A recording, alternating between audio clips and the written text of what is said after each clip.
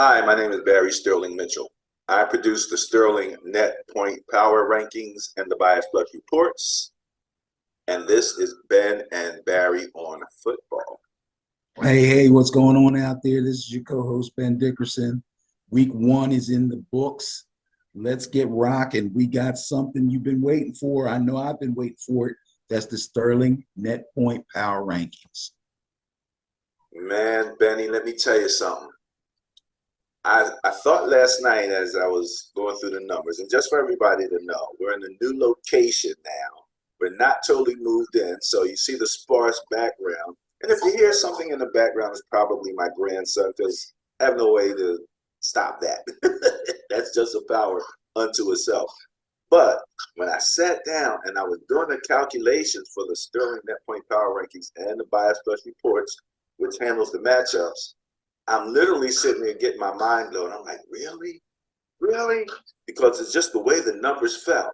So let's get ready to kick that off. So in order to reach the Sterling Net Point Power Rankings, all you have to do is go to sterlingnppr.com, and you'll be able, when you see that sterling piece of metal there, you know you're in the right place. Ben, can you see that okay? Yes, I can. Fantastic, fantastic. So the Sterling Net Point Power Rankings, we take a look and we rank the teams by their net points. That's the differential between their points for and their points against. And we also look at the average turnover differential, utilizing the Pythagorean calculation and value those turnovers as points. So we'll get started.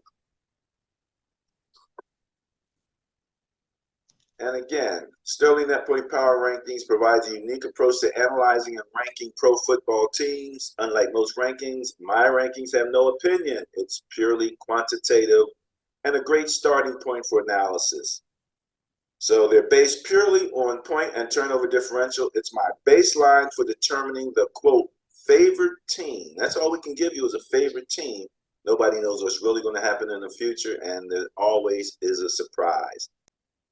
Okay, Benny, so let's get with the Sterling Net Point Power Rankings, and we're going to take a look at the average net points, which is one of the main two stats that we look at. And again, net points is simply the difference between your points for and your points against. So the graphic illustration to break my boy's heart day here again is with the Dallas Giants game last week. Dallas scored 40 points. Giants scored no points. That meant that Dallas had an average net points of 40 minus 0 is 40. And the Giants had 0 minus 40 is negative 40. So that's how you get these particular numbers. You know, we don't come up with the numbers. This is the result of the actual games that are being played and the differential that goes with them. Next up is the my beloved San Francisco 49ers, who had a surprising 23 average net point win, 23 point win over one Pittsburgh Steelers team. And I know everybody was a little surprised because Pittsburgh was tearing it up in the preseason, Benny. Yeah, I guess. Hey, they were looking like the team to beat, you know, in the preseason. Yeah. So I was a bit surprised. Cleveland came in third with plus 21. Green Bay with plus 18. Benny, with Mr. Love at the helm. LA Rams. Now, see, this is the team that kind of really surprised me.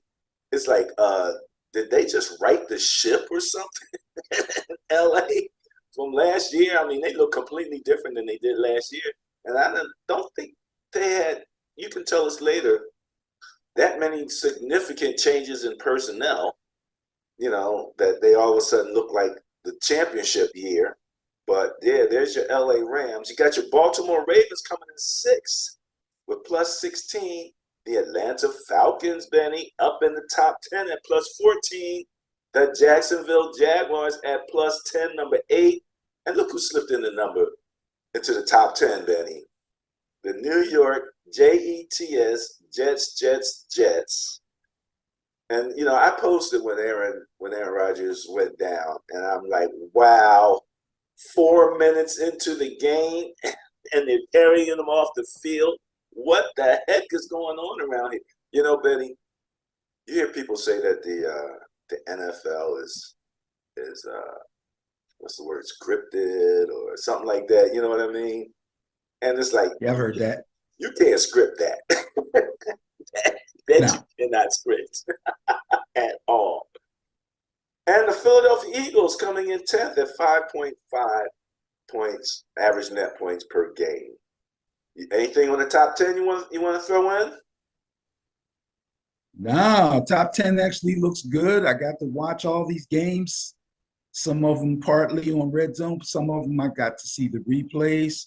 The Niners look really strong. Obviously, Dallas looked strong in areas that you wouldn't ordinarily, well, excuse me, one area that you wouldn't ordinarily focus on, which is special teams, and another area where everybody expected them to be strong, which was on defense. Offensively, they look pretty normal to me, but again, they earned their plus 40 ranking.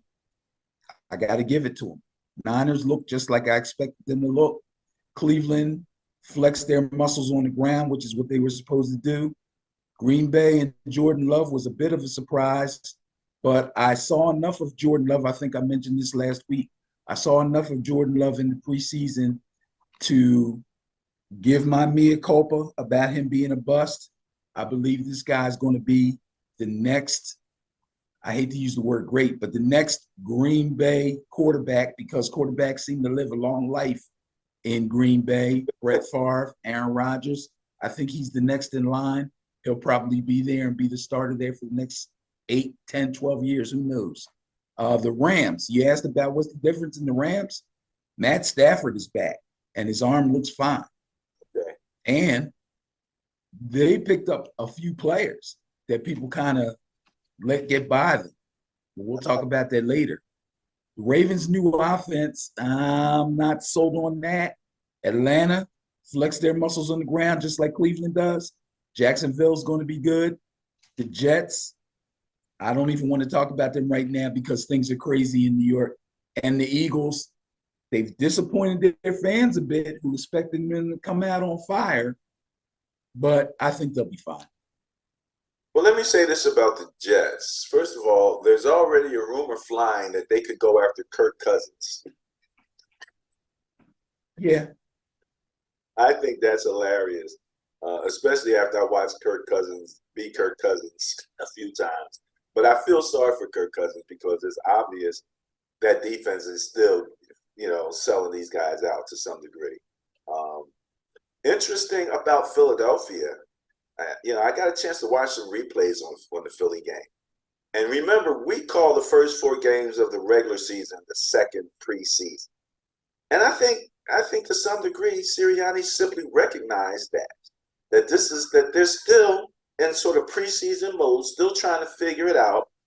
And the way to get your team kind of just moving in the right direction is to run the ball, And that's what they did. Real basic. Almost like it was November when it started getting cold, and all of a sudden now you want your running game in place because the weather doesn't favor the passing game. So long story short, to me, I thought it was kind of a smart move. They ran the ball enough to and it was really funny listening to the commentators say the defense has figured out how to stop Jalen Hurts. They kept saying that the whole thing, and I'm like, okay. They probably are playing the option a little bit better. I don't know if they figured out how to stop Jalen Hurts because he's not even trying to throw the ball right now. Once they get that thing going, and they had their little amorphous defense that were a little everywhere. He didn't have a lot of places to run, but it meant their safeties was also a little closer to the line of scrimmage, and that speed got to them, man. Like they looked up, people were running by them guys, so. I thought that they actually had a pretty good game plan going in, a pretty good recognition of where they are as a team, in the whole series of things as far as the second preseason is concerned. So, no, I'm not concerned about them. I'm actually, giving them kudos for that, as opposed to Stephen Purdy for the Niners, who I'm surprised. I'm like, okay, Purdy's coming out But Ben, let me say this real quick, and then we'll move on. You know, you're the fantasy guy. I'm the Madden guy. I'm playing with my Niners. I've been used to playing with Trey Lance. He's gone. Now I got to play. I had to choose between Darnold and Purdy. I went with Purdy in the last few games. And the funny thing is, I'm scoring more in these games than I did with Trey Lance. I'm like scoring in the 30s on average now, throwing a lot better in the shorter, the mid-range, balls. I mean, 20-yard pass will move you completely from one end of the field to the other in 5 passes. You know what I mean? It don't have to be a 40-yard, 50-yard bomb. So he's really good at that kind of stuff, So it's going to be interesting to watch how that continues to go. But yeah, this is the second preseason. The second half of the net point rankings, Benny, we have 11 through 16, Washington, Tampa Bay, Miami, New Orleans, Las Vegas, and Detroit. Washington's at +4, Tampa Bay +3, Miami +2, and then you have a tie or one net point one net point for New Orleans, Vegas, and Detroit. That rounds out the top half of the Sterling net point power rankings. The bottom half, as you can see, are all in the negatives. Before we have anything to say about those in that round, I'll open it up in case you have anything for the bottom half of the top half. The bottom half of the top half.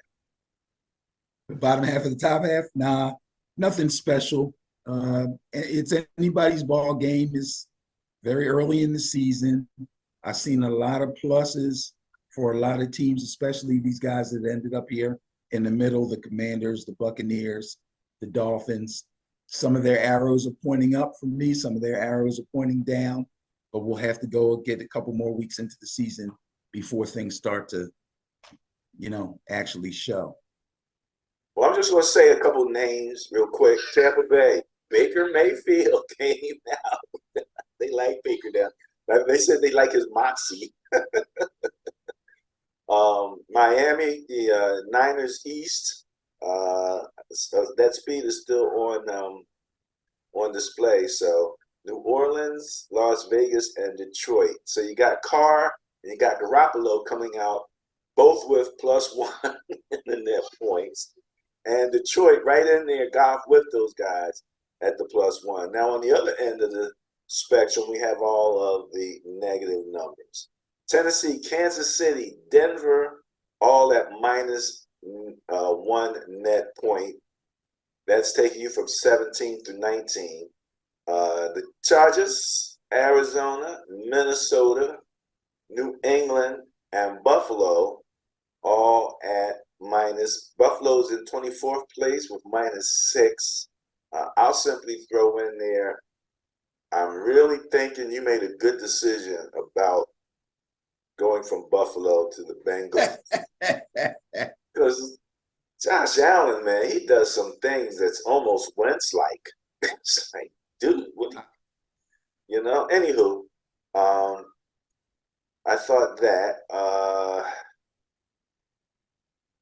Well, you got the Colts. All of the new quarterbacks lost, right? The rookie top rounders, they all lost. Indianapolis, I Carolina. believe they all lost. Yeah. Probably my biggest surprise was Geno and Seattle. I kind of just thought they'd pick up where they left off. But where they picked up where they left off is the fact that they couldn't stop anybody last year. It looks like they're having that problem again this year. Chicago, I'm not sure where Justin Fields' head is right now. I really don't. Cincinnati, everybody's scratching their head. Pittsburgh, they came up against my Niners. And, we know what happened with the Giants. So that rounds out your net points from 1 through 32, Benny. Any last words on this piece? Well, these week 1 games threw me for a bit of a tizzy as far as my picks were concerned. I'll just say I was 8-8, which I'm not proud of. Some people might say, oh, you got half of them right. Yeah, 50% is not great for me, but I'll do better. All right. Well, hey, like I said, man, when I was doing the numbers, I'm sitting there cracking up. I'm like, really? Kansas City and Denver in the same neighborhood at -1 after the first game. Too funny. All right. Okay, Benny, so let's take a look at the scoring here. Who putting up the points in the NFL on week 1? And you know, my magic number is 28. Again, 4 touchdowns, 1 per quarter, plus all the extra points. If you can get that done, you got a good shot at winning the game. Your top 5 here, going from number 5, Jacksonville, the Chargers, number 3, Miami, number 2, Green Bay, and number 1, Dallas. That's 40, 38, 36, 34, 31. And the San Francisco 49ers and the Rams tied at 30. Both put up 30 points. Rams put up 30 points back. Philly put up 29 and a half. Might as well say 30. Baltimore at number 9 put up 25 in Cleveland, and number 10 put up 24. So, what do you think about Deshaun Watson?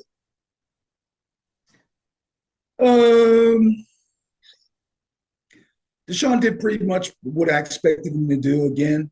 He's kind of under the same veil as everybody else as far as not getting that many snaps in the preseason and still being kind of new to the team, although he's gotten plenty of reps in practice and got a full off season with this offense. So he looked pretty good. He's still not the Deshaun of old from back in Houston when we were raving about him, but I believe the tools are still there.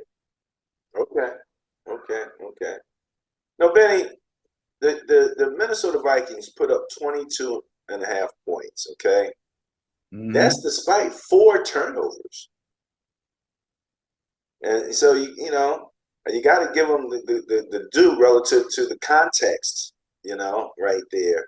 That's pretty good, actually, you know, put up 22 and a half. But I see a lack of mobility in Kirk Cousins, and I keep hearing them go, he's the most hit quarterback in the NFL. So that doesn't bode well for them.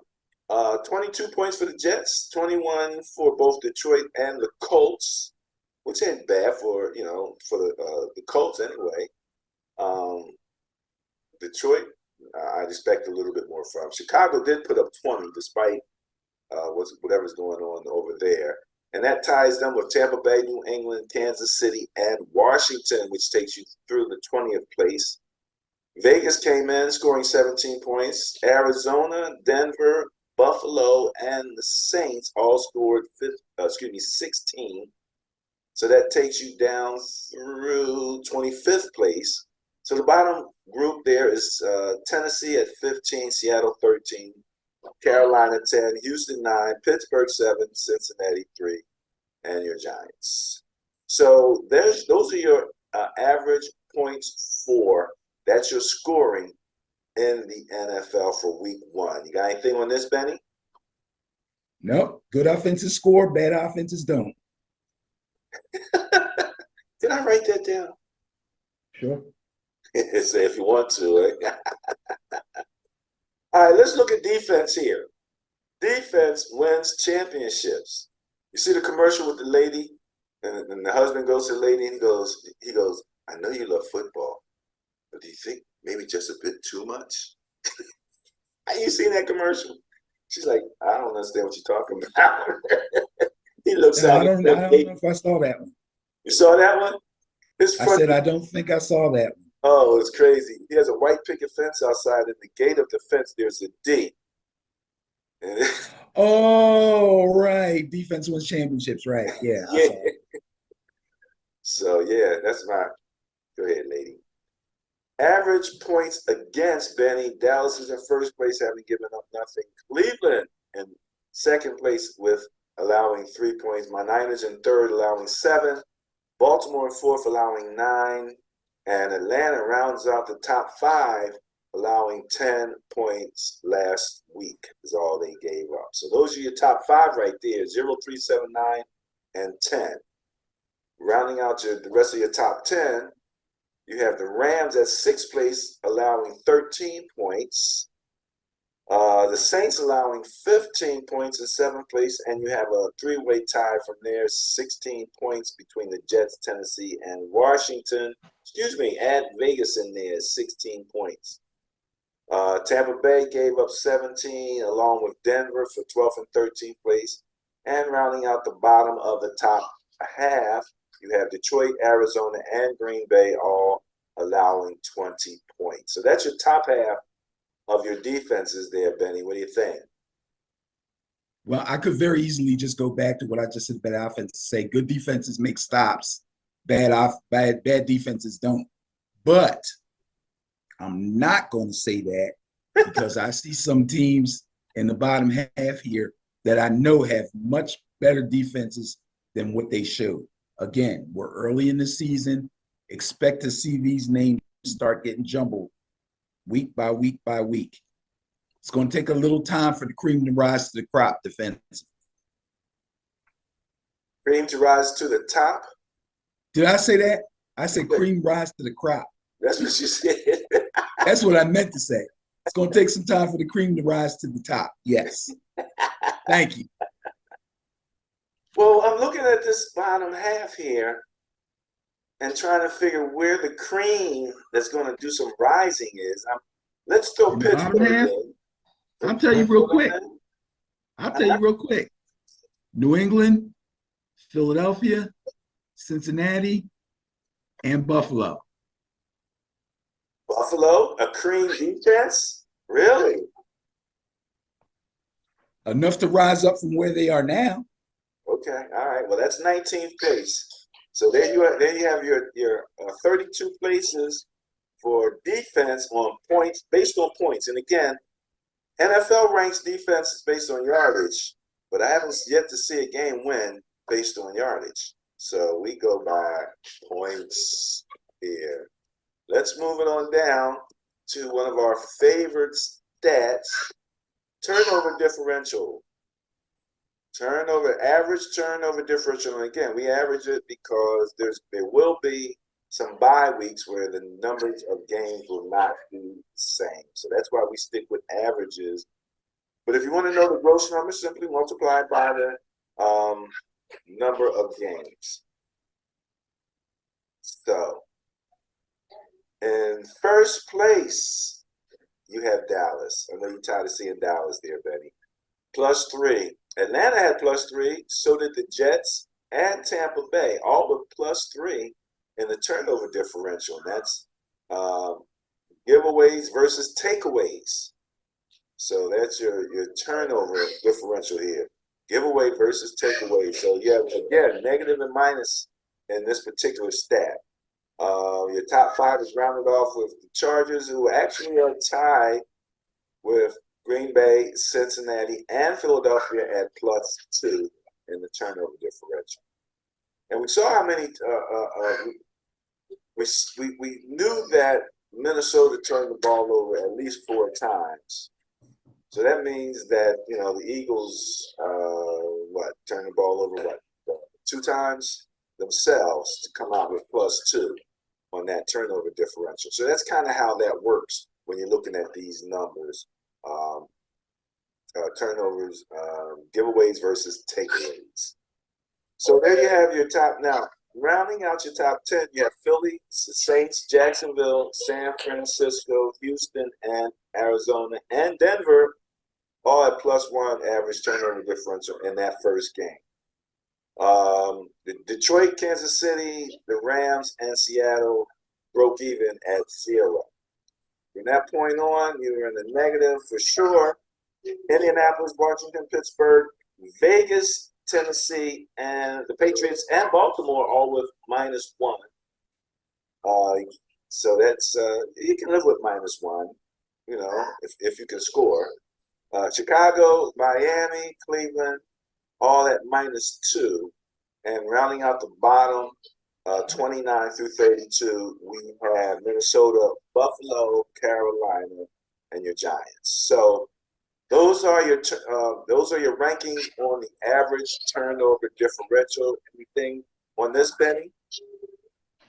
It's pretty obvious, and again, it's early in the season, but it's pretty obvious that it's very difficult to win games if you give the ball away more than you take it away. If you look at the top 10, we'll say the whole top half, the majority of those teams won their games. Okay. When you look at the Yeah. bottom half, the Look. majority of those teams lost their games. There's a few exceptions. I'll point out Miami, for example. Um, they gave away, they're at a -2, but they have an extremely potent offense that was able to pull them out of that. But again, as we go through the season, you'll begin to see the trend of the teams that give the ball away more than they take it away drop into the bottom half of this category. Yeah, even in Madden, I can live with two. When I get beyond two, on -2 turnovers, I'm pretty much in trouble at that particular point, unless I found something that really works offensively. So that's where that is, Benny. So that pretty much wraps up the Sterling Net Point Power Rankings portion of the show. Are you ready for the Bias Plus reports? Absolutely. Let's see if we can get to that. So because of my move, we normally record on Wednesday. We moved on Wednesday, just couldn't get that to happen. And so today is Saturday morning. It's a beautiful day. A little fall-like, Benny. Starting to feel a little, I'm seeing nighttime temperatures down in the 50s and the 40s and stuff like that. Classic football weather. Yeah, man. There's a certain point every year I walk outside and I take a deep breath and I go, I smell it. I smell it, It's crazy. It's crazy. Well, anyway, speaking of smelling, the Vikings came down and visited the Eagles. That game already happened. When we calculated the bias plus based on week 1, it favored the Eagles with a bias plus score of 32.5. So the bias plus, even though I did it post game, it's still based on the numbers beyond pre-game. So that's a win for the net point power rankings. Any words on this? Yeah, I'm gonna take a win on that one too. Because I cannot lie. I picked the Eagles to win this game. But let me just say this. I'm gonna pretend like, well, I'm not gonna pretend, I'm just gonna say what I gotta say. Okay, the difference in the Vikings game versus the Buccaneers, which was in week 1, was the Bucs defense taking advantage of the Vikings shortcomings and capitalizing on their mistakes. The new starting running back, Alexander Madison, since Dalvin Cook is no longer there, was only able to muster up 34 yards on 11 carries. That's not good. You need more of that. You need more out of your running game than that. Vikings only had a total of 17 total rushing attempts. Again, not good enough. Kirk Cousins put up 344 air yards and 2 touchdowns, but he threw a pick and he lost 2 fumbles. What did we just talk about? Turnover differential. Now, as far as the Eagles concerned, not sure exactly what to make of the Philadelphia offense. Now, remember, this is me thinking before the game that was just played Thursday. The talent is obvious on the Eagles offense. But what new offensive coordinator Brian Johnson wants to do with it is still a question. He's not exactly sure what he wants to do. You talked about the Eagles a little earlier on and about how they were running and all. But that happened in the game that just happened Thursday. Last Sunday, they still look to be a little bit uneven. Now, because of the circumstances that we're doing the show on Friday, or actually Saturday now, after the Eagles played last night against the Vikings and had the fans all in a tizzy.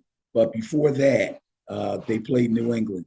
Jalen Hurts game managed the Birds to a nice lead through the air, but he wasn't very spectacular. Again, the fans were very upset. Facebook was all lit up. I didn't go on Instagram or Twitter, but people were losing their minds. On the ground, geez, they gave up a fumble late while the offense sputtered and the Patriots made a run. That really had the fans all upset. They did seem to right the ship and come up with the perfect plan against the Vikings, which was running the ball. But last week's game was a little shaky, although even though it was, I still had them picked over the Vikings because of the way the Vikings looked and because of the way they turned the ball over. I think that they're in the free season mode. They're, getting it together, You still got Hurts and what's what's the receiver's name? They were off having a nice active conversation. AJ Brown. Yeah, yeah, exactly. So I think they'll be okay. And now, Benny, I heard him mention a few times that there was some new players on the Eagles secondary, and that was contributing to some confusion. Um, so that'll get worked out as these players get a little bit under their belt. We'll see how the coordinators do. But let me just say before we go, you kept saying the Eagle fans are losing their minds. I love nothing more than to hear Eagle fans whine, even with a win. They're still whining. One of our connections was complaining about Howie, like Howie had something to do with this, and I know what it was. We pointed out last week before the game that they had all 4 running backs listed in the starting position. Right. We were well ahead of everybody, letting them know about that. And this is the thing that I also saw. It looks like the Eagles' running situation is less based on the talent of their running back and more based on that line up front. And if your line is mashing people and blocking like they can block, if your line is superior, you don't need a superior running back.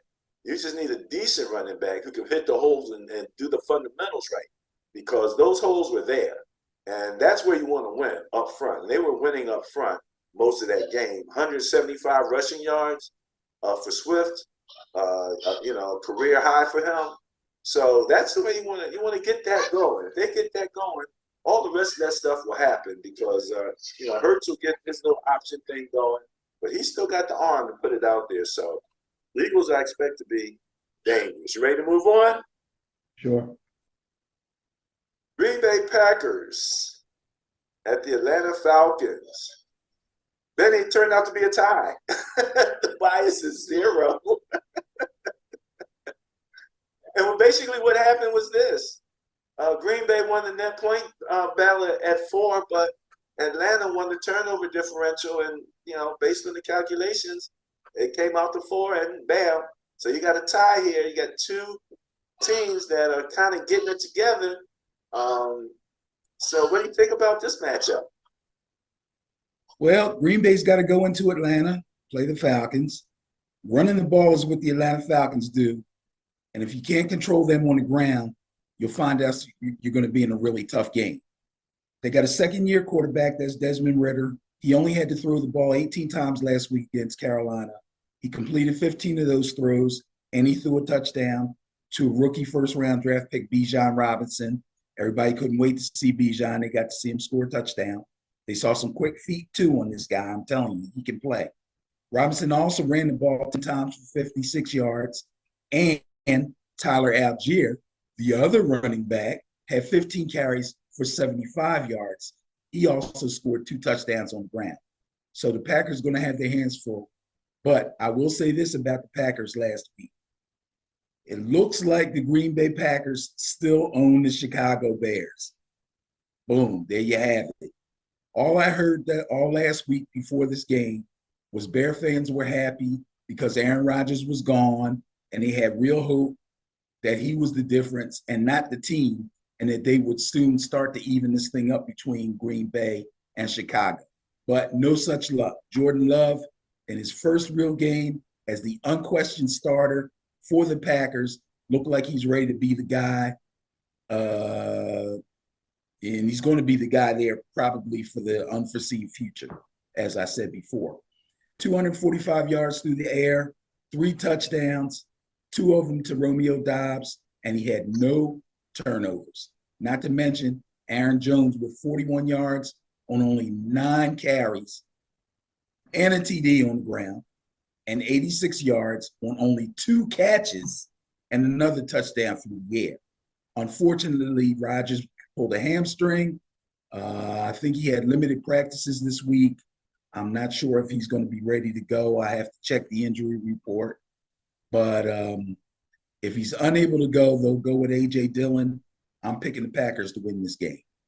Did you say Rodgers? Aaron Jones.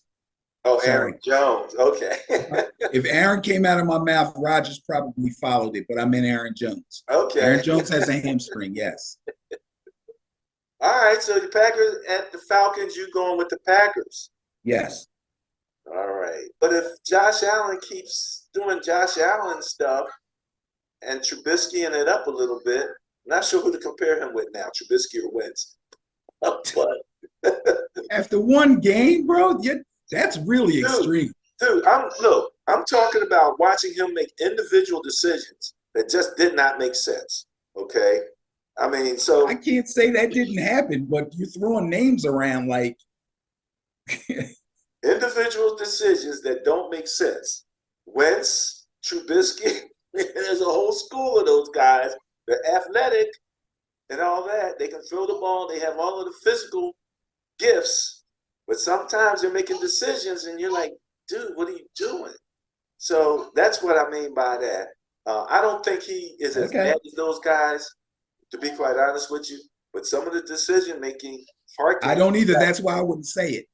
Yeah, it harkens back to some of the decisions. I mean, it's the first game you're running the ball, you're trying to run through people. I mean, dude, come on. You ain't gonna make it to the fifth game if you keep this up. Some of this, and some of the passing decisions. What can I tell you? So what do you got? Raiders, Bills, what you got? Raiders got to make the trip over to the East Coast. The Bills will be at home, but let's talk about the Raiders now. First of all, they played the Denver Broncos last week. Here's a stat I was not aware of. The Raiders just won their 7th straight game over the Broncos. I was not aware of that. That's not good for the Broncos, but what are you going to do? They've really fallen on hard times. 7 straight wins over the Broncos, and you don't really hear stats like that with the Raiders being on the positive side. But there it is. That's kind of like the Packers versus the Bears, ain't it? Yeah, right. Exactly. Jimmy Garoppolo had a very efficient but low volume game. He went 20 of 26 for only 200 yards, but he did throw 2 touchdown passes. Both of them went to Jacoby Myers, who just came over from the Patriots. The defense for the Raiders, that's missing their best pass rusher, Chandler Jones. He's in a contract issue with the team. The defense wasn't very special. They only had 2 sacks, and they had 7 tackles for loss, which is pretty good, but nothing spectacular. Now, as far as the Bills are concerned, they actually had to take one on the chin from their division rival Jets. Not in the way that people expected, I'm sure, but they proved that you can't be a winning organization in the NFL if your quarterback is careless with the ball. Josh Allen has moved from being a dynamic playmaker to a reckless turnover machine. He got sacked 5 times. He threw 3 interceptions, and he lost a fumble. Now, that being said, bad as he looked and bad as that may make you think about other people, I would not go so far to say those other people's names because I believe he will turn this around. I'm picking the Bills to win this game. It's going to be interesting to see if Josh Allen gets himself together because, in the interviews, he's saying all the right things. I have to make these changes. I have to get better at this and everything. Then he goes out there and does some of the same stuff. So that's going to be very, very interesting. What's the difference between good Josh Allen and bad Josh Allen? Yeah. Okay. No, do you know what the difference is? What's the difference? Brian Daboll. You think so? He fixed him, and as soon as he left, he went back to his old stuff. Well, it's interesting when you say that with Brian Daboll. Now look at the Giants, and I think we had good Danny Dimes last year and not so good Danny Dimes so far this year, but we both got Josh Allen. They played one game. It wasn't on Danny Dimes. Okay. All right. Danny Dimes had a look on his face like his eyes was about to cross. You would too if a team was coming at you like that. It has nothing to do with him playing poorly. Come on, let's wait till we get to that game. You're, you're getting away from what's going on. Cincinnati Bengals at Baltimore Ravens. Bias plus 25 favors the Baltimore Ravens. Well, you figure Baltimore was plus 16. Cincinnati was minus 21. But Cincinnati won the turnover numbers, so it kind of mitigated the net point rankings. But still, Ravens are favored. Cincinnati just didn't play well. What do you think? Well, the new Ravens offense looks a little bit disjointed to me, but the defense pretty much gave Houston no chance to threaten to win this game. The rookie first-round quarterback, C.J. Stroud, got sacked 5 times. He got hit 10 times, and he lost a fumble. The Ravens D also stifled the running game. Their top running back, his name got away from me there, Damian, I forget, but he didn't look himself. They were really coming at him. They had 6 tackles for loss. I'm sure a lot of those were on him. The Bengals quarterback, Joe Burrow, who sat out the entire preseason nursing a calf injury. There's a difference between getting all the snaps in the preseason and not playing in the preseason games and coming out rusty, as opposed to not getting snaps in practice and not playing any preseason games because of an injury. That was the case with Joe Burrow. This guy had a ton of rust on him. He got very few reps, if any, before game 1, probably just a week before the game. So that's why he showed so much rust. His passes were erratic, and the entire offense was never in sync. Anytime T. Higgins can go with like 1 target and no catches, Jamar Chase makes no impact on the game. Tyler Boyd has no impact. Joe Mixon can't get going because they fall behind and they can't run the ball. A lot of that has to do with Joe Burrow and his inability to get snaps and get practice before the season started. I believe they will quickly fix that. Joe Burrow is a really good quarterback, borderline great quarterback, will be a great quarterback, and he's going to get the ship right real quick. In fact, I believe he'll get it quickly done by this weekend, and I'm going to pick the Bengals to win this game. Did you say you had questions about the Ravens offensive coordinator? Thought I heard you say something. Well, I said the new Ravens offense looked disjointed to me. Oh, okay. Okay. Well, sort of kind of that's similar. interesting because you know he's gone from supposedly what they were doing in the past to something that's going to be a little more past century. So yeah, to see Benny, it's really interesting. People talk about pocket quarterbacks, but the best pocket quarterbacks, there's a dance, there's a coordination between the line and the quarterback that I don't think people really appreciate enough. You know what I mean? Being able to know where to step, to work with your line as they're blocking and as rush is coming, be able to dance within that space. And guys, I don't know if, like, for example, I thought Kirk Cousins didn't do a good job of that in a number of situations. Now, of course, when the line simply breaks down and they come breaking up the middle, and you barely got time to get a 3-step drop in, that's a whole nother situation. But for Lamar Jackson to become more of a pocket quarterback, that's what that's the coordination, that's the dance that I'm looking to see if he can learn to do that and really work with his line in terms of that pocket. So we'll see where he's not just depending so much on his athleticism. So you're going with the Bengals over the Ravens. Bengals are going to get the ship righted a bit and get going on that. Okay, we got you. Seattle Seahawks going into Detroit to see the Lions. Bias plus is 18 and it favors those Lions, Benny. What you got? Well, sir, the Lions finished last season winning 8 of their last 10 games, and they just missed making the playoffs. They came into Arrowhead last week with a high-powered offense, but there's still questions as to whether or not, or there's still questions about how their defense was improved or whether or not the defense was improved. That's what I was trying to say. I believe that their defense was improved.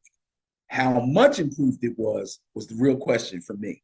Their offense was balanced and productive. Jared Goff threw the ball 35 times. He completed 22 passes to 7 different receivers and a touchdown to Amon-Ra St. Brown. David Montgomery and rookie running back Jahmyr Gibbs ran for 116 yards between them on 28 carries, with Montgomery scoring a touchdown on the ground. The Seahawks offense was terribly mediocre, really bad. Geno Smith surprised me how bad he played. They couldn't find the end zone, and the defense got taken to the woodshed by Matt Stafford and the Rams last week.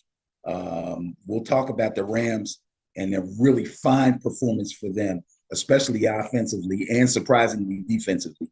But the Seahawks do not look like the team they were last year. I don't know if they can right the ship or not, so I'm going to take the Lions in this game.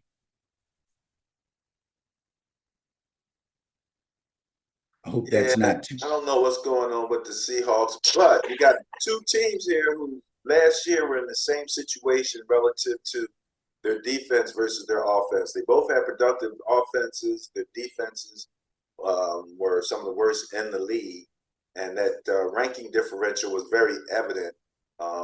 We'll see whose defense shows up now. I'm kind of leaning with you in terms of the Lions, but we have to see what happens there. So, okay. Penny, so let's take a look at the Chargers at the Tennessee Titans. Chargers are favored by a bias plus of 22 over those Tennessee Titans. What you got on this? Yeah, so the new offensive coordinator for the Chargers is Kellen Moore. He came over from being the offensive coordinator for Dak and the Cowboys. And he came in with what seemed to be a really solid game plan against the Dolphins last week. But the Chargers defense had their hands full with the Dolphins all day, and they just couldn't get the win. They ran the ball extremely well. In fact, they ran the ball like 40 times between Austin Eckler and Joshua Palmer, and a couple other guys got some carries on the ground. But late in the game, the Dolphins were able to score on their defense again and didn't leave much time for Justin Herbert. And unfortunately, he wasn't able to get that last drive put together and pull out the game late. So that was a tough one for the Chargers, but the offense looks like it might be all right. Now, as far as the Titans are concerned, a lack of productive passing game and turnovers ended up being the downfall for them when they went to New Orleans last week. The Saints defense got 7 tackles for loss, and Ryan Tannehill was sacked 3 times, took 8 hits, and threw 3 picks. You ain't going to beat nobody like that, okay? Take the Chargers. Taking the Chargers, going with the bias, eh? Yes. I don't know. You got what? Rookie quarterbacks and everything down there. Will Levis is sitting there, man, waiting. He's in the wings. Oh, or is he injured? Is he okay? No, Will Levis. The Titans. Man, they're going to go with Tannehill till the wheels fall off. They don't trust those guys. They don't trust them young guys. All righty. Bears at the Tampa Bay Buccaneers. Bias plus of 41 favors the Tampa Bay Buccaneers here. I mean, let's face it. Chicago was minus 18 in net points. Tampa Bay was only plus 3, but that's a pretty big differential. And then they were plus 5 in the differential on turnovers. So Tampa Bay pretty much was favored in all of in those fundamental stat areas right there. So here you go. That's how you get up to a plus 41 in terms of your bias number, Benny. Who you got? Right. So the Bucs offense wasn't very dynamic in Minnesota last week with only 246 total yards, but they were balanced. They had 173 yards through the air, and they had 73 on the ground. Baker Mayfield made sure that he fed Mike Evans and Chris Godwin. Hey, those are his money guys, so he's got to make sure he gets the ball to them. He threw 2 TD passes with no turnovers. And the difference in this one was the Bucs defense taking advantage of the Vikings' shortcomings and capitalizing on their mistakes, as I probably said before when I talked about the Vikings. Now, as far as the Bears are concerned, there's a lot of questions about the Bears defense after the Packers hung 30 points on them. And there's a bunch of questions as to whether Justin Fields is the quarterback to get this offense going. I'm not even sure. This is another offense. I'm not sure these guys know exactly what it is that they feel like they're going to be able to do well or want to do well. So that still remains to be seen. But as long as they're in disarray on both sides of the ball, the Bears aren't going to beat anybody. So I'm going to take the Bucs at home in this one with a pretty easy win over the Bears. Kansas City Chiefs at the Jacksonville Jaguars. Bias plus of 15 favors the Jaguars, Benny. That's how bad the Chiefs they were -1 in net points. Jacksonville was +10. So obviously they give Jacksonville a net point advantage. And the Chiefs were 0 in turnover differential, and Jacksonville was 1. So Jacksonville was just looked better in the first game overall than the Chiefs did. And that plus favors Jacksonville Jaguars. And I did pick the Jaguars to win their first game, and I did pick the Chiefs to lose their first game. And Patrick Mahomes in that first game actually threw the ball pretty well. But drop passes were the story of the day for the Chiefs. And even though they were at home against the Lions and they had the crowd on their side, the ball was getting dropped all over the place. They tried to establish a running game with Pacheco and Edwards-Helaire. In fact, Edwards-Helaire started the game, which was a little bit of a surprise for me. I thought Pacheco had earned that job, but he got plenty of carries too. They tried to run jet sweeps and reverses to the receivers, but in the end, Mahomes was the leading ground gainer with 45 yards on 6 carries. That is not a running game that's going to get you anywhere.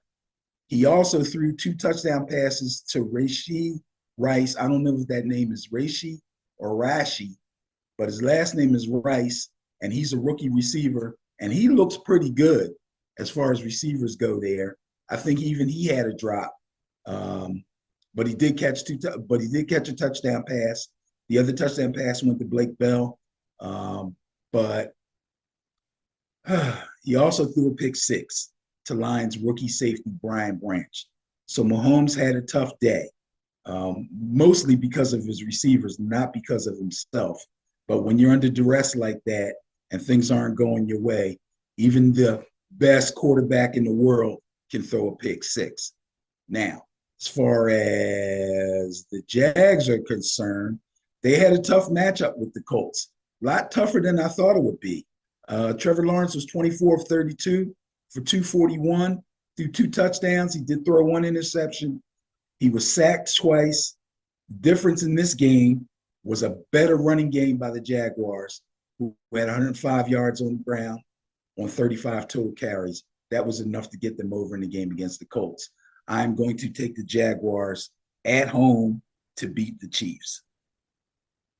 Oh, yeah, that drops being the story of the game is something that we'll have to keep an eye on there as far as that's concerned. All right, here we got 2 rookie quarterbacks. We have the Colts versus the Texans. Bias plus of only 2 favors the Texans. C.J. Stroud. What do you got on this one? Texans get the bias on this one, huh? I'm a little bit surprised at that. But anyway, as just previously mentioned, the Colts hosted the Jaguars in a game that was actually more competitive than I thought it would be. Rookie first-round selection Anthony Richardson at quarterback was 24 of 37 for 223 yards, 1 touchdown, and 1 interception. He got sacked 4 times, and those numbers that he put up were very similar to Trevor Lawrence's numbers. That's why I'm a little surprised that the bias is going to the Texans. Let me just say this again to make everybody understand how close this was. Trevor Lawrence was 24 of 32. Richardson was 24 of 37. Lawrence threw for 241 yards. Richardson tossed 223 yards. Lawrence threw 2 touchdowns and 1 interception. Anthony Richardson threw 1 touchdown and 1 interception. Those stats are extremely close. They're almost identical. But Richardson did get sacked 4 times. And he didn't have as good a running game. And as long as Jonathan Taylor is not playing, they're going to have a problem with their running game. So all that being said, oh, geez, I don't know. Well, let's look at the Texans. Their defense had no answer for the Ravens last week, especially against the ground on the ground. And they had little to no ground game of their own, but that had a lot to do with who they were playing. I'm going to go against the bias, and I'm going to pick the Colts in this one. You know, I like this is Anthony one Richardson. of those games, Benny, where the Colts won the net point battle. They were +6. Mm-hmm. But Houston won the turnover differential battle at +2. And when you throw that Pythagorean theorem on there, which puts 4 points per turnover, plus in the plus turnover round, that takes it to 8. So now they're 8 versus 6, so they're +2 versus the Colts. So the Colts actually won the net point battle, but lost the turnover differential battle, and that's how Houston wound up being favored in this particular situation. So you like the Colts? You know what? What do we have? Newsflash. I try my best not to do this, but I was thinking about something, and I'm listening to what you're saying. I'm going to change my pick on this one. I'm going to go with CJ. I'm going to take the Texans on this one. Going with CJ, eh? Yes. I'm going to go with CJ. I believe. All right. Because you know what? Colts going with the bias. Here's the thing. What did I just say did the Colts in last week? The Jaguars' run game. I think the Texans' run game got stifled last week, but will come alive this week and will beat the Colts. Run game, eh? I'm going to go with the Texans, yes. And CJ didn't throw the ball badly. Okay. All right. We got that duly noted. Beloved 49ers up against the LA Rams. So this is a divisional battle. Yeah, good divisional battle too. Didn't look like it when the season was getting ready to start, but after that performance the Rams put on, I got to have you thinking. Now, there were a lot of questions about the ability of the Rams to be competitive in the NFC West, especially after the way they finished up last season. Even though Baker Mayfield kind of helped them to a couple of wins, didn't look real good for the Rams on both sides of the ball. Matt Stafford, who's not a spring chicken, is coming off an arm injury. Top 5 wide receiver Cooper Kupp is out with a hamstring injury that he got in training camp. Running back Cam Akers had a real choppy 2022 season, but he did finish the season pretty well. A lot of questions. They traveled to Seattle, and this is what happened. Stafford threw 334 yards to guys named Puka Nacua and Tutu Atwell and Van Jefferson. Stafford looked like he got a brand new arm. And I heard Tutu Atwell's been on the team. Van Jefferson's been around. But Puka Nacua, bro, that boy showed out. Cam Akers scored a touchdown. And second-year running back Kyron Williams also showed off. He scored 2 touchdowns on the ground for them to get the win. The Rams look a little bit scary. Defensively, but offensively, they look a little bit scary. Now, I believe any lingering questions about Brock Purdy's arm were sufficiently answered last weekend. 19-29, 220 yards, not spectacular, not mind-blowing, 2 touchdowns. He got sacked 3 times by the Steelers, and he did lose a fumble, but he didn't throw any picks. There's a lot of fantasy guys out there who think Christian McCaffrey's days of being able to be a bell cow back are done. They are sadly mistaken. Take it from me. As a guy who in keeper leagues has kept him through the years when he was injured to reap the benefits from him last year and again this year. Run CMC, as he is affectionately known, had 22 carries for 153 yards and a touchdown. Also, I've been talking heavy about Brandon Ayuk. You know, I've been loving Brandon Ayuk, even went back when he was in Shanahan's doghouse. He's up for a career year. You heard it here from me first. Career year for Brandon Ayuk. The unquestionable Niners defense, however, no questions about them. They didn't disappoint. 5 sacks, 9 quarterback hits, 8 tackles for loss. Take the Niners in this one, no doubt about it, but the Rams may make the game interesting. Yeah, this was one of those bias plus reports that or calculations that even was a little bit surprising. The Niners won the net point battle at +8.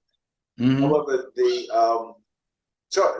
Rams won the turnover differential battle of +1, and with that additional calculation of 4, that's how you wound up mitigating down to a Pythagorean bias of only 4 rather than plus or minus that.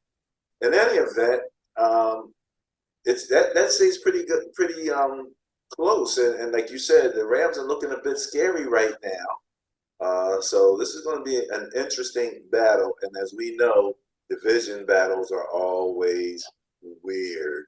It's hard to call them those battles. Right. All right. Puka Nakua.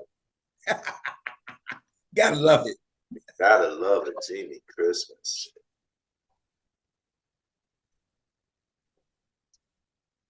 What?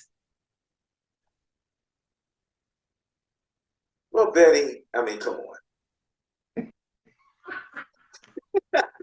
He said, oh come on. If it wasn't the Oh, Cardinals, boy. Dude, you're killing me right now. if it wasn't the Cardinals, it wouldn't be so bad, but it's the Cardinals. That's what I'm saying. That's what I mean. You're like, oh, come on. Jesus. Oh, Lord, have mercy. All right. We're going to get through this. We're going to get through this. The Giants were -40, but the Cardinals were -4. Okay. But then the Giants were -3 in turnover, and the Cardinals were +1. So that's a +4 for the Cardinals. And when you put the Pythagorean calculation on top of that, that just made the whole thing worse. So there you go, Benny. +52 favors the Cardinals. You ain't standing for that, are you? Well, I must admit, Arizona played better versus the Commanders last week than I thought they would. Statistically, the numbers for both teams were very close, except for in the passing game. Joshua Dobbs only threw for 132 yards, no touchdowns, but he did fumble the ball 3 times. He lost 2 of those fumbles. Not good for Joshua Dobbs. At this point, the only thing I can say about my Giants is that we have nowhere to go but up. I'm going to pick the Giants to win this game in Arizona.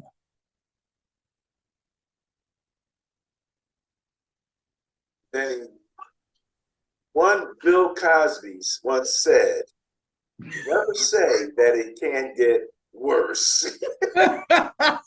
Of all the people to say that, right? Oh, God.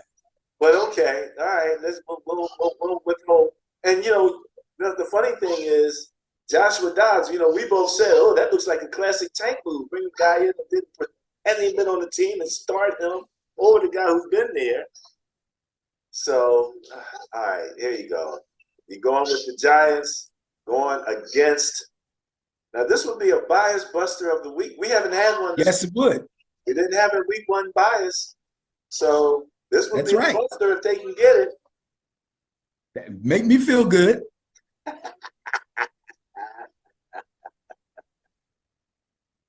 Well, on the other end of the spectrum now, the other New York team, the Jets have to go deal with that Dallas Cowboy team that put that 40 points up on you guys.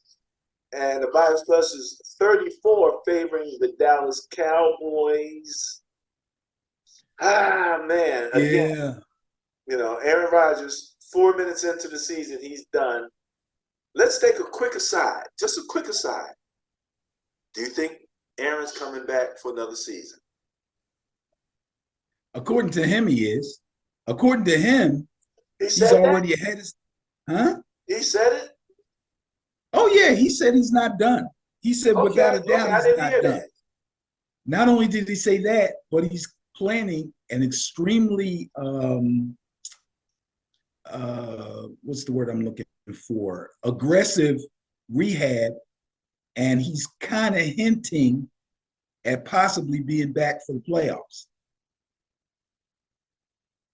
He was on the Pat McAfee show. You know, he loves the Pat McAfee show. Right, yeah.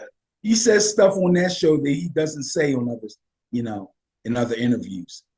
So that seems to be what he's kind of trying to put out into the atmosphere, and whether he believes it or not, or whether it comes to fruition will remain to be seen. But yeah, he's definitely not done. Okay. That's what I heard from commentators, and I'm like, man, I don't see why he wouldn't be done. So we shall see how that all works out. Okay, but you're going with? Well, as they like to say, he ain't going out like that. But the Jets defeated the Buffalo Bills last week in overtime in spectacular fashion. This is a statement that wouldn't shock most football fans if it was predicted before the game was played. But the way it happened in real life made it far, far more profound. On the fourth snap of the game, Aaron Rodgers goes down after he goes back to get for a pass, gets sacked, blows out his Achilles.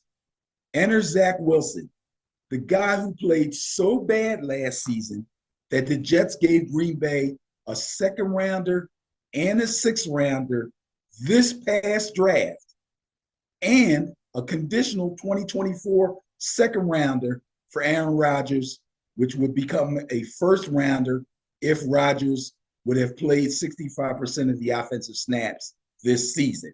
That's not going to happen. So it will remain a second round. But it would have been a first rounder if Rodgers hadn't got hurt. Now, with Rodgers done for the game and ultimately done for the season, so it seems, Wilson did throw one interception, but for the most part, he protected the ball and he relied on his ground game, which was a smart thing to do. Kudos, Nathaniel Hackett. Also, the defense played pretty well, and they were able to win the game. Breece Hall, the first year, this is his first year back from ACL, and believe me, I've been watching guys that come back from ACLs, especially running backs and sometimes receivers too. Usually, the first year back, they look a little iffy. Breece Hall did not. Breece Hall looked good coming back, first year back from his ACL. He broke out for 127 yards on only 10 carries, and safety Jordan Whitehead got 3 interceptions. Xavier Gibson ran back a punt in overtime that pulled out the win for them. Jets looked really good, way better than people thought when they saw Aaron Rodgers go down. Now, that being said, I'm going to go with the bias and go with the Cowboys.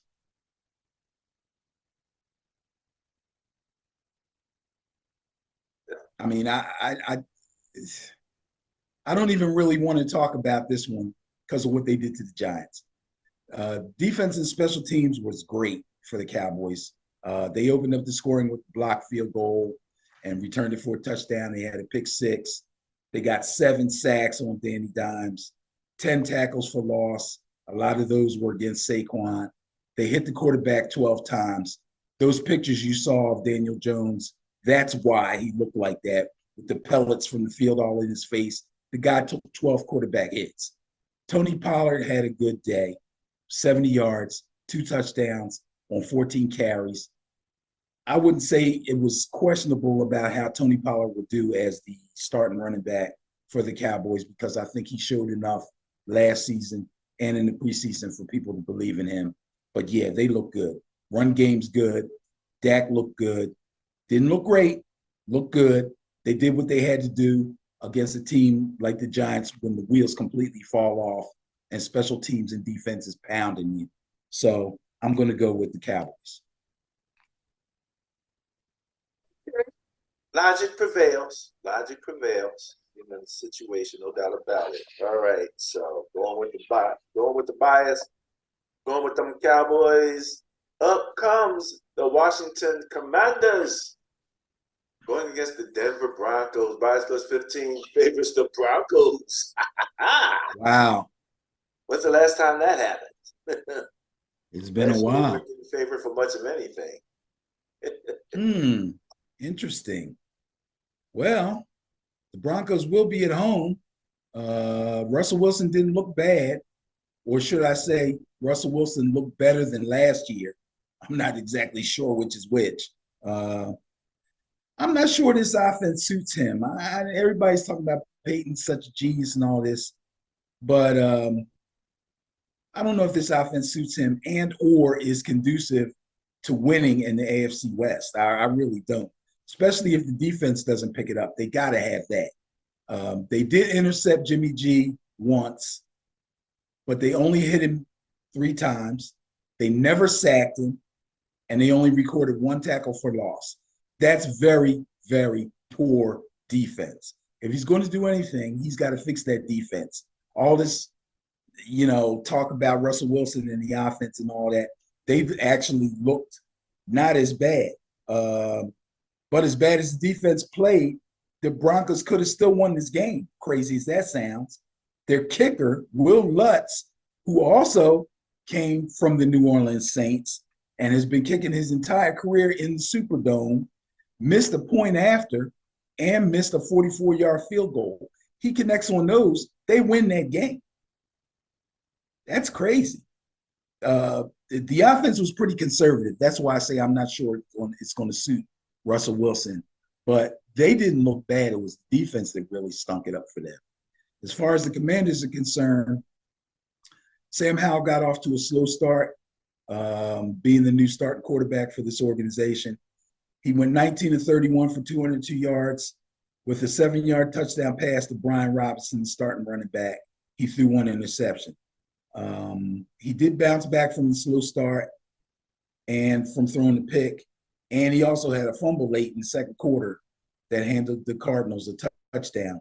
But for the most part, he threw the ball pretty well. Much better than Joshua Dobbs did, that's for sure. And that seems to have been the difference in the game against the Cardinals. So that got them to win against the Cardinals. I'm going to pick the Commanders to go into Mile High and beat the Denver Broncos with that poor-ass defense they showed me last week. Let's go Commanders. Yeah, I'm with you there, Benny. I'm thinking that taking a look at these numbers, and I got some questions here. And I think that the situation with Denver is I had their turnovers at a little higher than what it actually was. It was actually only 2. I think I had it at 5, and that might have made a difference in that calculation there. But they still had the bias, though, right? Yeah. The net point bias went with Washington in any event. So they were favored there. Okay. I tell you, that move was I'm really feeling it here. Miami Dolphins at New England Patriots. Again, a division matchup. The Dolphins were +2. The Patriots were -5 in net points.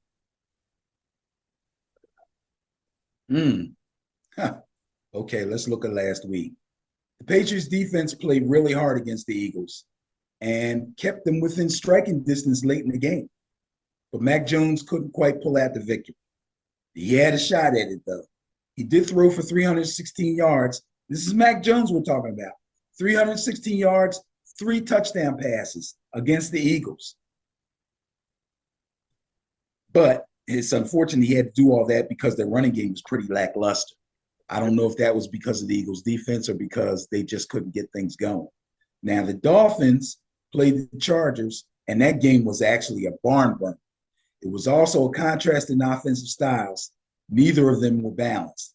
The Dolphins threw the ball 45 times and only ran it 20 times, where the Chargers ran the ball 40 times and only threw it 33 times. But Tua was on fire, completing 28 passes for 466 yards and 3 touchdowns. He did throw 1 interception.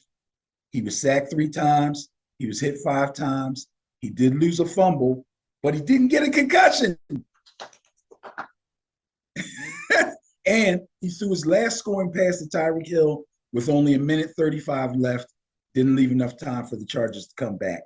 It was a good win for the Dolphins. I'm going to take the Dolphins in this game to beat the Patriots at home. That's going against the bias, isn't it? Yes, you are. But I just took another look at the numbers, and I'm kind of leaning with you. I think the Dolphins should be favored in this also. So I'm going with you. I believe so. So you're going with the Dolphins? Yes. Great. Fantastic. Let's see what we got next. All right. New Orleans Saints at the Carolina Panthers. This would be wait a minute. As a matter of fact, Benny, as I'm thinking about it here, let me just mention that let's see, that week 2 in this schedule. When we get down to the Dolphins and the Patriots, we are looking at Sunday night football. That is your Sunday night game. What, the Saints and the Panthers? The Dolphins, Patriots. Oh, Dolphins, Patriots. Okay. That's your Sunday right, night and game. we have 2 Monday night games. A double header, baby. There you go. Got a double header. Saints at Panthers, and then we'll talk about the Browns at the Steelers. Bias plus 31 favors the Saints in this particular situation. I'll leave it up to you from here. Okay, so the new Saints quarterback is Derek Carr. He wasted no time taking the reins as the new leader of the franchise. Threw the ball 33 times, completed 22 of those passes, 1 touchdown, threw 1 interception. The Saints wide receiver core deserves mentioning too. 2022 first-round pick Chris Olave is a really good ball player. 2022 undrafted free agent Rashid Shaheed is a pretty good ball player. And back from injury, veteran Michael Thomas can't guard Mike. Yes, this receiver crew is going to have a lot of success with Derek Carr at the helm. So watch out for them. Now, the Panthers, who will be at home this week, featured a pretty good ground game with running back Miles Sanders rushing 18 times for 72 yards and Chuba Hubbard rushing 9 times for 60 yards. But rookie quarterback Bryce Young, who was the #1 pick overall in the draft, never completed a pass longer than 14 yards. Couldn't complete much more than checkdowns, dump offs, quick hitters, stuff like that. They're going to need more out of him. He's going to have to be more dynamic for them to be winning games. He did throw 1 touchdown pass to tight end Hayden Hurst, but he also threw 2 interceptions. Both of them went to Falcons safety Jesse Bates. Sanders lost a fumble for a 3rd turnover, and Young got sacked 4 times. There's no way, even at home, that the Panthers can beat the Saints. I'm going to take the Saints in this one. Makes sense. Just looking at the quarterback competition in there, you got to favor the Saints, no doubt about it. So that's the first of the Monday night doubleheader. We will close out week 2 with another division game, the Cleveland Browns at Pittsburgh Steelers. That is a division, right? I'm not mistaken on that. Yes, it is. And I have plus 40 favoring those Cleveland Browns, thanks to my Niners making the Pittsburgh Steelers look pretty bad last week. This AFC North This Huh? AFC North is looking like a real bloodbath, man. Bloodbath. Yeah, like nobody's exceptionally good right now, but nobody's really terrible. Like even the Steelers, they didn't play well, but you look at them, you go, they're not that, they can't, you know what I'm saying? Everybody kind of looks, it's going to take a little while. I know what's going to happen. In my eyes, eventually Cincinnati's going to rise. And I'm afraid Pittsburgh is going to begin to sink. And then the Browns and the Ravens are going to be slugging it out in the middle to see who comes in second and third. I think that's the way it's going to finish out. But right now, these division games are all going to be ugly. They're all going to be ugly. So let's see. Browns at Steelers. So last week, the Browns played the Bengals, and continuing the theme of running the ball in this day and age of the devaluation of the running back, the Cleveland Browns pounded the Cincinnati Bengals on the ground 40 times, the same way the Chargers did when they played the Dolphins. 40 running plays for a total of 206 yards. Nick Chubb put up 106 of those yards on 18 carries by himself. Quarterback Deshaun Watson got sacked 3 times. He threw 1 interception. He didn't look like the Deshaun Watson that we want him to look like, but he did complete 16 and 29 passes for measly 154 yards. But that's cool. He threw a touchdown pass, and he scored 1 on the ground. So I think he's only going to get better. There's not much to say about Pittsburgh after their debacle against the Niners. Let's just mention this. Purdy for the Niners had 29 pass attempts, and he totaled 220 yards. Kenny Pickett had 46 pass attempts, and he totaled 232 yards. Not good. Not good at all. Take the Browns in this one. Kenny, the fake slide guy, Wicked Pickett. I'm thinking he's got to play better. He's got to play better. Oh, he's got to play. He's got to. Their defense has got to play better. He played really well at the tail end of last season. So maybe he just wasn't quite ready yet in this, second preseason for 2023-24. They got a lot of issues, man. They got a lot of issues. I can't even begin. I would have to go back and look at the film to try to figure out what's wrong with that defense. But I know their top wide receiver, Deontay Johnson, is injured. Najee Harris, I have no clue what the heck is wrong with him. The offensive line looks leaky. Pickett looks real scary. It's not good. It's not good in Pittsburgh right now. And I believe it's going to get worse before it gets better. Worse before it gets better? Why so? Yeah. Those are tough things to fix. Number one, if Deontay Johnson's not catching the ball well, and people have been raving about Pickens through the preseason, where was he at? And even if he's running good routes and getting himself open, if Pickett can't find him because the defense is all over him because they can't block anybody, what good is that going to do? If Najee Harris can't get himself together and the backup running back, Jalen Warren, I believe is his name, somebody's got to get a hold of that ground game, or that offense isn't going to put any numbers up at all. You don't put up numbers, you don't win games. You don't score points, you don't win games, eh? That's what they say. All right. Okay, Benny, let's take a look at the Ben and Barry on Football Facebook page, where we're going to talk about some of the hot topics and current events. What's going on here? All right. We'll start, Benny.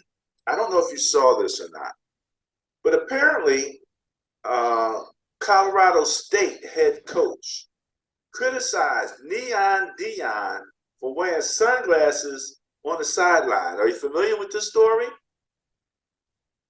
First of all, he's not Neon Dion anymore. He's Coach Prime. Okay, this This is a completely different persona for my man. All right. Coach And Prime. he's being Coach Prime, and he's living up to being Coach Prime, and he's showing everybody who Coach Prime is. Because back when he was at Jackson State, everybody wasn't paying attention. Now they're paying attention. Okay. He's having a lot of success. He's doing it in a way that nobody previously thought was I don't want to say allowable, because the way he's handling the transfer portal, it's not like it's new, it's been done, but not to the extent that he's doing it. At the same time, this guy, Jay Norville, who's been coaching for a long time, he's been an assistant coach his entire career until he became a head coach at Nevada, and is now the head coach at Colorado State. And for some strange reason, after having a week of interviews going back and forth and them both throwing flowers to each other, he decides he needs to do something, rev his team up. So he's going to say something about the way he was raised and taking sunglasses and hats off when he's talking to adults.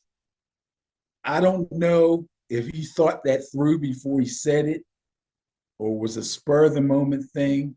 I'm kind of leaning toward the spur of the moment thing.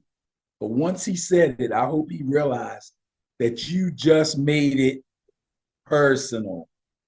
And that's the one thing you don't want to do when you're going against Deion Sanders, is make it personal. Coach Prime, eh? Coach Prime. So Coach Prime goes out and buys sunglasses for the entire team in response. Everybody's going to come out looking like, what was the name of the Saturday Night Live guys, the Blues Brothers? The Blues Brothers. Everybody's going to be looking like the Blues Brothers coming out the tunnel. Oh my goodness, you gotta love it. You gotta love it. So much fun, man. All right, what we got next here? Oh, I just had he who was last is now first. Purdy's just having himself a great time here. And his rankings are right up there in the top 10 with most of his statistics. So we just want to give him his just dues for that, because again, he was Mr. Irrelevant, the last pick in the draft. Now, Benny, the preview didn't come up well here, so I'm going to switch over to the actual thread video. Can you see this video? Yes. So what you're seeing here is Myles Garrett doing the Iverson crossover before he rushes. And then he still beats the guy. That's the kind of thing you do when you're having fun. You're having fun. You know there's nothing they can do to stop you. You know That's what I mean? crazy. You gotta love it. You gotta love it. And he is the Renaissance man, no doubt about it. No doubt about it. So can I say something about Purdy? I know you just got off of him. Sure, go ahead. The Niners are playing the Rams. This is the first time, I believe, I could be wrong, I have to check. I believe this is the first time a number one overall pick at quarterback is playing a Mr. Irrelevant overall last pick at quarterback. Stafford against Purdy. Really? You had time to look that so. stat up here? I believe so. Let me tell you. And people are saying, like, I don't know if the Purdy pick was genius or just pure dumb luck. We don't know. I wouldn't call it dumb luck. Huh? I wouldn't call it dumb luck, but yeah, there's some luck involved. I remember when they picked him, and I remarked, you're picking a quarterback with the last pick of the draft, a quarterback. It just seemed odd at the time, So, yeah, you're right. That's not dumb luck. There was some good work being done there. But man, that's crazy. Just wanted to give a shout out to the Women's Football Alliance. Congrats to Coach Dr. Jen Weller. So they've got now Barbie figurines who are starting to show their interest and their activity levels with being referees and coaches and stuff like that. And let's face it, man, when you look on the sidelines nowadays, a lot of the young people running around doing a lot of the miscellaneous, even the water bottles and towels and all of that. A lot of them are Yes. young ladies now, you know? And we know Yep. about the coaches making their infiltration into the NFL, you know, especially at the assistant and the position coach, positions.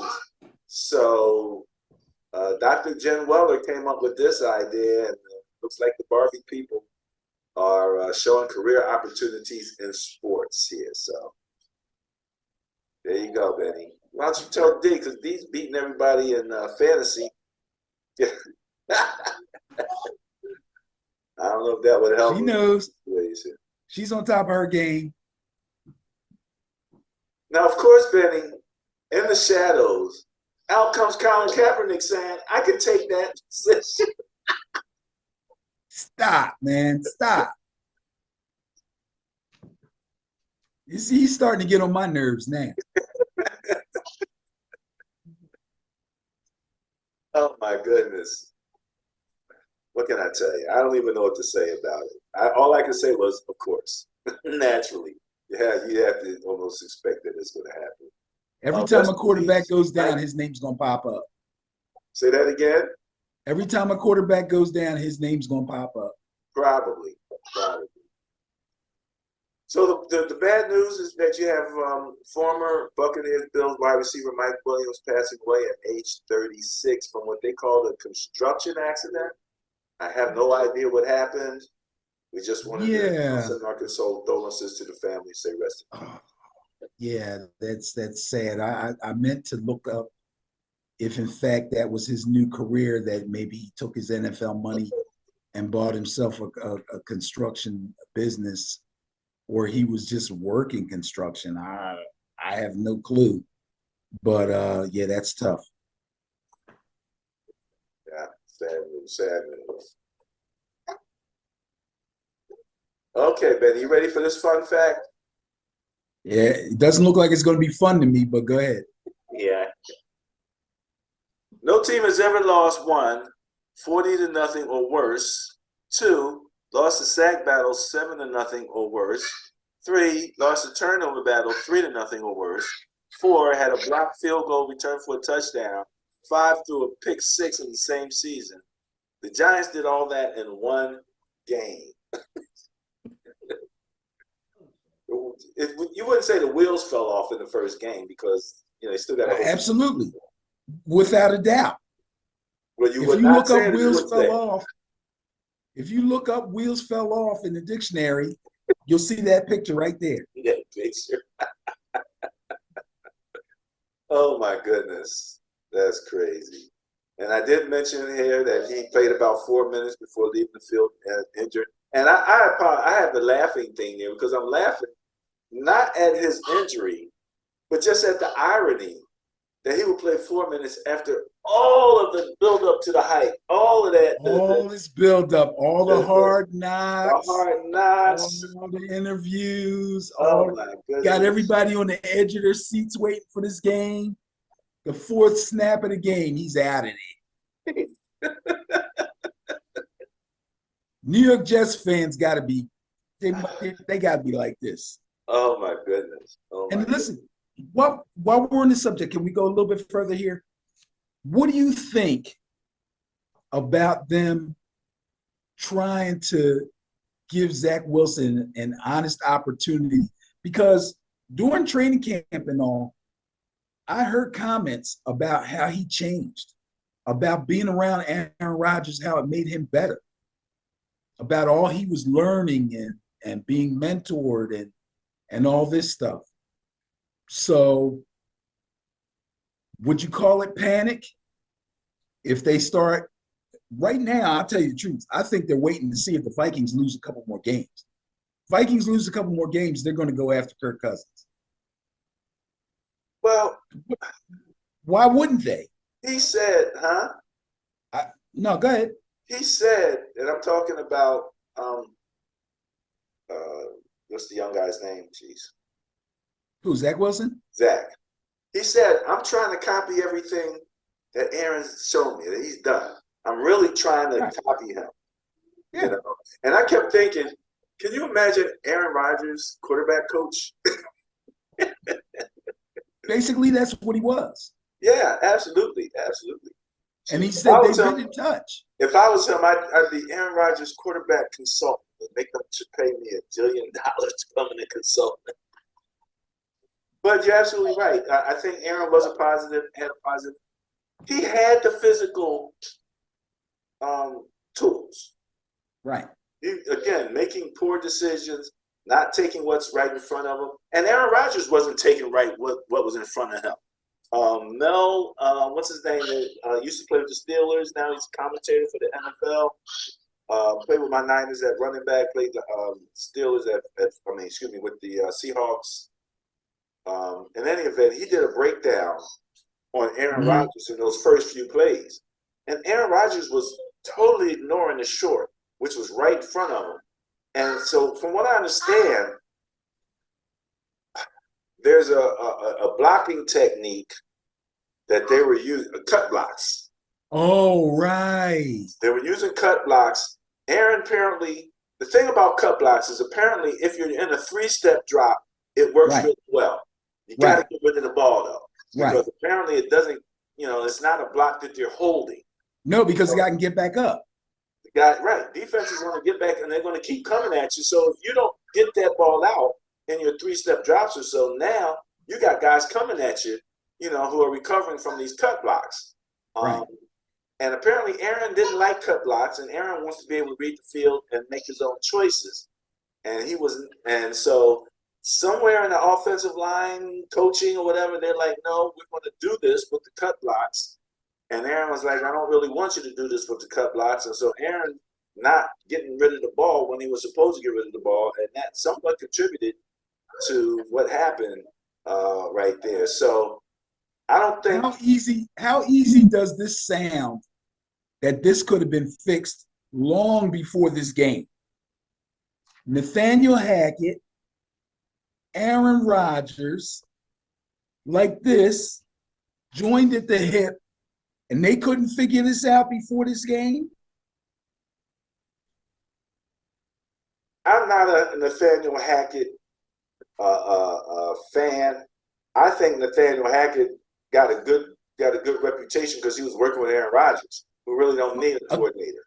Again, this is a discrepancy in thinking.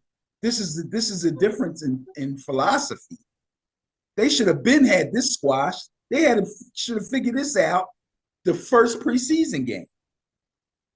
You don't go into the season questioning blocking schemes. That's ridiculous. Who's making the blocking scheme decisions? Is it the coordinator, Nathaniel Hackett, or is it some line coach who's making the decisions? The offensive line coach works for the offensive coordinator. Yeah, I know. Supposedly. Okay? So if the starting quarterback says, I don't like that, then the offensive coordinator is supposed to tell the offensive line coach, he don't like that. And if he goes ahead and does it anyway, and the guy gets injured, he should be fired. Period. Well, on that note, Benny, I've got nothing else. I'm done for the day. What about you? I'm done too, man. I'm going to go watch some college football. Go Coach Pride. Yeah, they might hang 40 on these boys. Just for the heck of it. Hey.